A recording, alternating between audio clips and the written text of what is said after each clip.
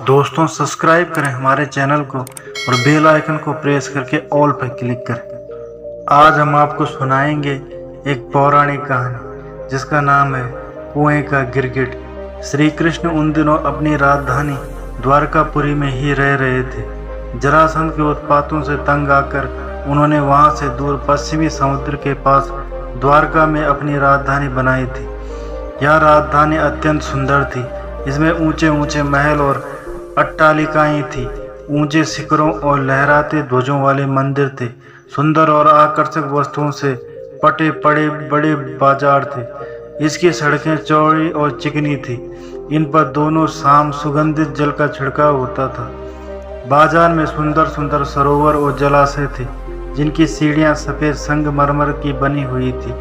इन तालाबों में सदा जल भरा रहता था जिसमें कमल, कुमुदनी आदि विधि दरंगी और सुगंधित पूरित पुष्प खिले रहते थे। फूलों पर भौरे मंडराते रहते थे जिसके फलस्वरूप कोई उनके पास जाकर उन्हें तोड़ने का प्रयास नहीं करता था। इन जलाशयों में विविध मछलियां अठखेलियां करती थी जिसके फलस्वरूप इन सरोवरों की शोभा निराली हो उठती थी। नगर के भीतर ऐसी शोभा थी तो बाहर भी वह कुछ कम नहीं थी।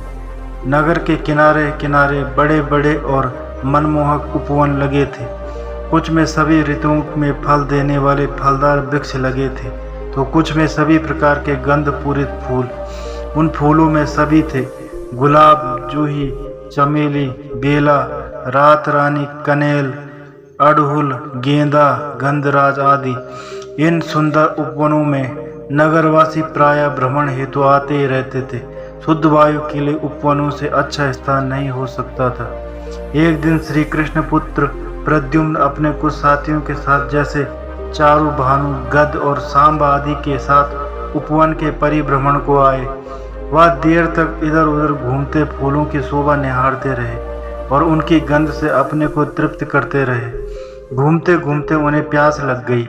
वे प्यास बुझाने के लिए पानी ढूंढते रहे पर दुर्भाग्यवश पानी उन्हें कहीं नहीं मिला। नगर के अंदर तो कई सरोवर थे पर नई बस रही राजधानी के उपवनों में अभी तक जलाशय की व्यवस्था करने की बात किसी के ध्यान में नहीं आई थी।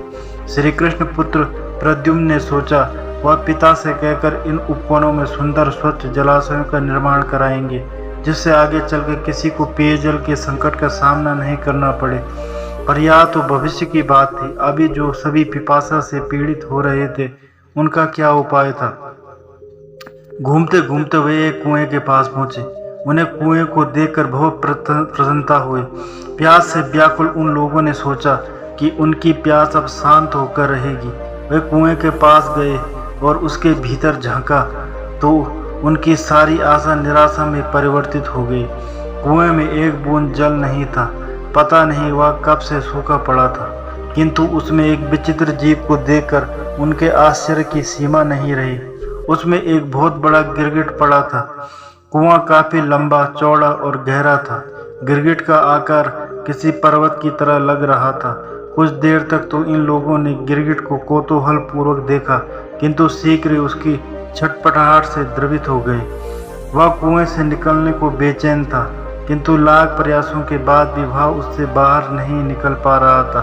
वह कुएं की दीवार पर शक्ति लगाकर चढ़ने का प्रयास करता किंतु थोड़ा ऊपर जाने के बाद ही फिसल कर गिर पड़ता। वह बारी बारी से कुएं के चारों दीवारों पर चढ़ने का प्रयास करता किंतु थोड़ा ऊपर जाने के बाद ही वह फिसल कर गिर पड़ता। इन लोगों को उसके कष्ट के निवारण का कोई उपाय नहीं सूझ रहा था। दीवारों से फिसलने और गिरने के कारण उसका शरीर लहूलुहान हो रहा था। दर्शकों को इन पर बहुत दया आई। उन्होंने पेड़ की डालियों और रस्सियों के सहारे उसको निकालने का प्रयास किया किंतु इस पर्वताकार गिरगिट को निकालना आसान नहीं था। कोई भी रस्सी या पेड़ भी डाली उसके भार को सहन नहीं कर पाती और टूट जाती। वे निराश हो गए और उन्होंने मन ही मन भगवान कृष्ण को स्मरण किया। वह तत्काल उस कुएं के पास पहुंच गए जिसमें वह गिरगिट गिरा पड़ा था।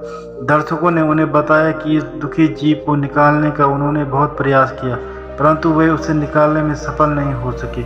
उसके दुख से सभी दुखी हैं। उन्होंने आगे कहा, पता नहीं कब से भूख प्यास से पीड़ित इस अंधे कुएं में पड़ा है।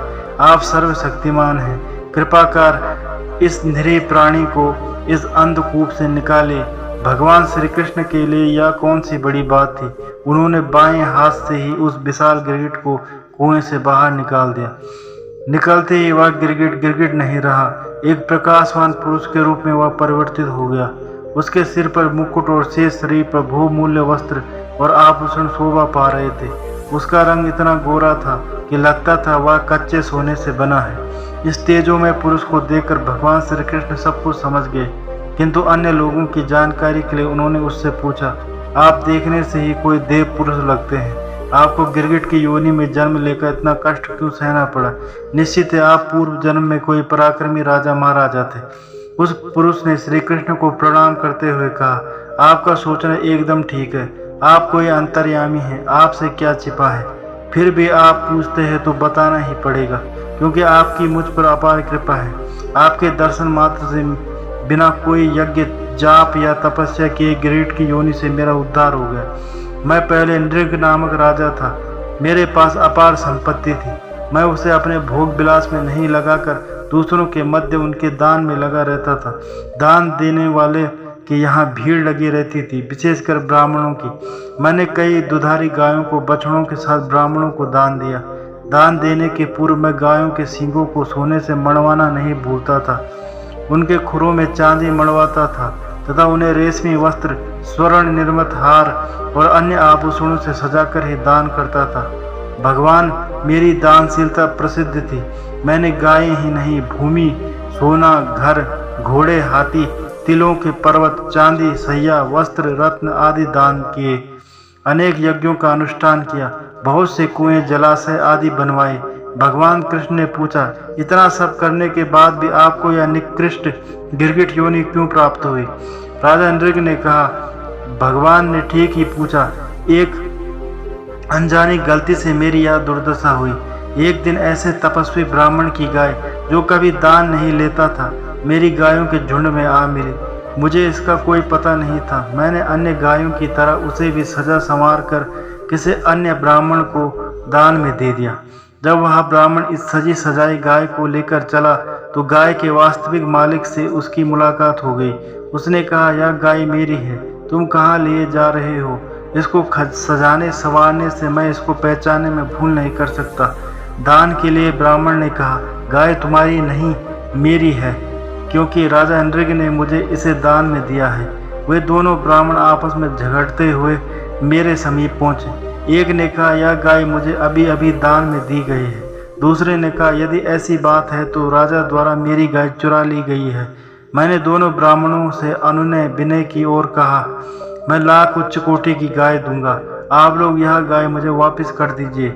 गाय के वास्तविक मालिक ने कहा, मैं अपनी गाय के बदले कुछ नहीं लूंगा, और वह चला गया।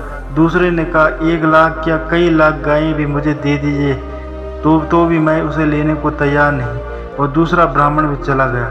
कालक्रम से मेरी मृत्यु हुई। मैं यमलोक पहुंचा। यमराज ने पूछा, आपने बहुत पुण्य कार्य किए हैं, किंतु एक छोटा सा पाप भी आपसे हुआ है, भले ही अनजाने में हुआ हो। आप बताइए कि आपने पहले अपने पाप का फल भोगेंगे अथवा पुण्य का। मैंने कहा, पहले पाप का ही भोग लेता हूँ। मेरे कहते ही मैं विशाल गिरगिट बनकर धरती पर आ गिरा। यही मेरी कहानी है। तो दोस्तों, ये थी आज की कहानी। उम्मीद करता हूँ आपको कहानी पसंद आई होगी। अगर आपको कहानी पसंद आए तो चैनल को सब्सक्राइब करें, बेल आइकन को प्रेस करके ऑल पर क्लिक करें, वीडियो को लाइक तथा शेयर करें और हमें सपोर्ट करें। धन्यवाद।